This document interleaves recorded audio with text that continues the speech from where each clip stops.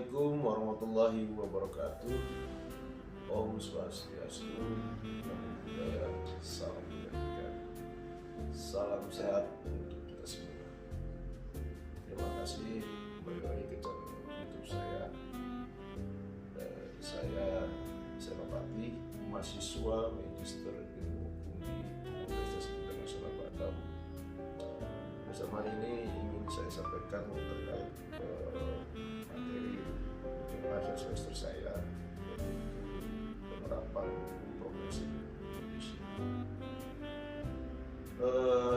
Dapat kiranya teman-teman memberikan sumbangsi pemikiran terkait materi yang saya angkat. Dalam hal ini dapat dikomen di dalam bawah YouTube. Terima kasih atas kesempatannya.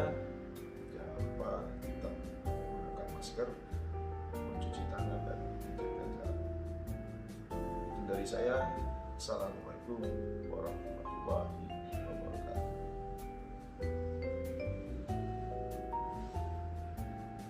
Baiklah, adapun materi yang sedang saya ambil yaitu penerapan hukum progresif di Indonesia. Hari ini gagasan mengenai hukum progresif menjadi tantangan sendiri terhadap realita keberanian pelaku hukum dalam rangka mencari nilai keadilan di tengah-tengah tantangan pemahaman positivistik.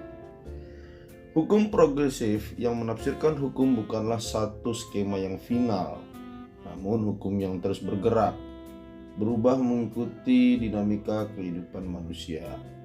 Hukum yang tidak dipandang sebagai suatu yang hidup ada ruang kosong. Hukum lahir dari ketentuan yang hidup dalam masyarakat. Makalah ini membahas mengenai penerapan hukum progresif di Indonesia berdasarkan teori hukum progresif Sacipto Raharjo. Praktik pengadilan di Indonesia menunjukkan perkembangan penerapan hukum progresif. Namun, tradisi legal positivistik masih menjadi tantangan hakim dalam melakukan penafsiran. Latar belakang masalah Indonesia, negara yang berdasarkan atas hukum dan tidak didasarkan atas kekuasaan. Di samping kepastian dan keadilan hukum juga berfungsi untuk kesejahteraan hidup manusia. Sehingga dikatakan bahwa berhukum adalah sebagai medan dan perjuangan manusia dalam konteks mencari kebahagiaan hidup. Menurut Sacipto Raharjo, penegakan hukum progresif adalah menjalankan hukum tidak hanya sekedar kata-kata hitam putih dari peraturan, melainkan menurut semangat dan makna lebih dalam dari undang-undang atau hukum. Penegakan hukum tidak hanya kecerdasan intelektual, melainkan dengan kecerdasan spiritual. Dengan kata lain, penegakan hukum yang dilakukan dengan penuh determinasi, empati, dedikasi, komitmen terhadap penderitaan bangsa dan disertai keberanian untuk mencari jalan daripada yang bisa dilakukan. Realitas saat ini, seringkali makna penafsiran hukum untuk keadilan seakan termarginal dan menjadi penafsiran yang dibalik menjadi rakyat untuk hukum. Karena Sacipto Raharjo mengemukakan pentingnya persatuan kekuatan hukum progresif dalam menantang mazhab hukum yang sudah sekian lama diterapkan dalam sistem hukum di Indonesia. Menurutnya, lemahnya kekuatan mazhab hukum progresif disebabkan kekuatan hukum progresif masih belum memiliki dasar yang akan membangun sinergi dan kekuatan. Oleh karena sebab itu, mendesak kekuatan hukum progresif untuk saling bersatu dalam ide dukungan untuk memperkuat kekuatan mazhab hukum progresif. Oleh karena itu, permasalahan yang akan penulis bahas dalam makalah ini adalah bagaimana penerapan hukum progresif di Indonesia. Dalam metode penelitian, dengan ini menggunakan social legal dengan pendekatan mixed method, dengan harapan penggunaan pendekatan tersebut dapat mengkaji baik dari segi normatif ataupun segi filsafat hukum terkait dengan hukum progresif dan penerapannya di Indonesia. Penelitian ini bertujuan untuk terus-menerus membangun atau merekonstruksi hukum yang dapat mengangkat harkat martabat manusia. Model kualitatif dipilih selain informasi yang dibutuhkan bersifat deskriptif dengan berdasarkan data kepustakaan, dokumen peraturan perundang-undangan, buku, jurnal hukum, hasil-hasil penelitian, dan putusan pengadilan yang relevan untuk menjelaskan permasalahan dalam studi ini. Hasil penelitian dan pembahasan. Dalam hal ini, teori hukum progresif Sacipto Raharjo berawal dari kegelisahannya setelah 60 tahun usia negara hukum. Terbukti tidak kunjung mewujud suatu kehidupan hukum yang lebih baik. Ilmu hukum progresif adalah tipe ilmu yang selalu gelisah melakukan pencarian dan pembebasan. Bertolak dari kenyataan pahit mengenai kehidupan dan peranan hukum yang ia khawatirkan, maka muncullah keinginan untuk kembali kepada fundamental hukum di negeri ini. Bahkan almarhum memikirkan kemungkinan adanya kekeliruan atau kekurang tepatan dalam memahami fundamental hukum tersebut, sehingga almarhum menegaskan adanya perkembangan hukum tidak dapat diarahkan kepada yang benar. Siddhartha melakukan telaah atas gagasan dan pemikiran mengenai teori hukum progresif tersebut dengan postulat-postulat yang menjadi kata kunci pada pemikiran hukum progresif, yaitu 1. Hukum progresif itu untuk manusia. 2. Harus pro rakyat dan pro keadilan. 3. Bertujuan mengantarkan manusia kepada kesejahteraan dan kebahagiaan. Selalu dalam proses menjadi hukum bukan institusi yang final. Hukum progresif menekankan hidup baik sebagai dasar hukum yang baik.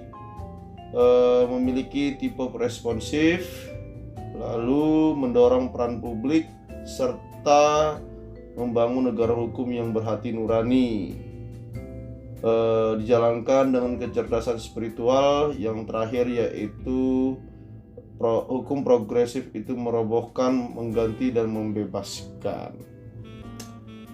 Pernyataan Sacipto Raharjo bahwa kekuatan hukum progresif akan berbagai cara guna mematahkan kekuatan status quo. Hukum progresif ialah paradigma aksi, bukan peraturan. Dengan demikian, peraturan dan sistem bukan satu-satunya yang menentukan. Manusia masih dapat menolong keadaan buruk oleh sistem yang ada.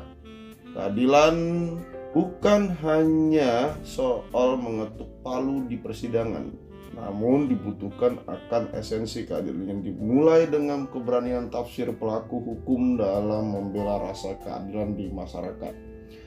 Mengutip pernyataan Tavern, "Berikan pada saya jaksa dan hakim yang baik, maka dengan peraturan yang buruk sekalipun saya bisa membuat putusan yang baik."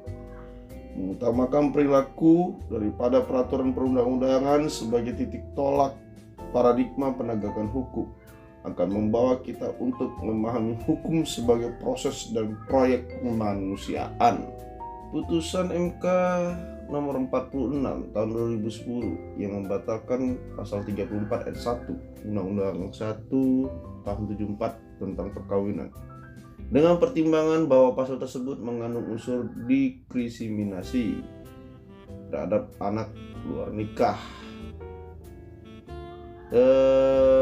sekaligus bertentangan dengan nilai-nilai keadilan dan kepastian hukum sebagaimana dalam pasal 28B ayat 2 dan pasal 28D ayat 1 Undang-Undang 45. Putusan MK ini menjadi kajian dari penerapan hukum progresif, yang mana para hakim Mahkamah Konstitusi menderivasi konsep hukum progresif dalam bentuk membatalkan teks undang-undang yang diskriminatif. Lebih jauh, pemahaman tersebut mengedepankan hal yang realistis dengan pertimbangan keadilan bagi seorang anak sebagai manusia yang sama dengan manusia yang lain. Putusan tersebut telah merespon bagaimana seorang hakim memberikan penafsiran lebih jauh demi tercapai keadilan substantif. Pergolakan seorang pencari keadilan atas anak yang dihasilkan dari hubungan tidak sah menurut hukum. Seringkali jalan yang ditempuh guna mendapatkan pertanggungjawaban tidak membuahkan hasil. Melihat fenomena yang sama terus berkembang, di mana di satu sisi tanggung jawab atas tumbuh kembang anak hanya dibebankan pada pihak ibu dan keluarganya.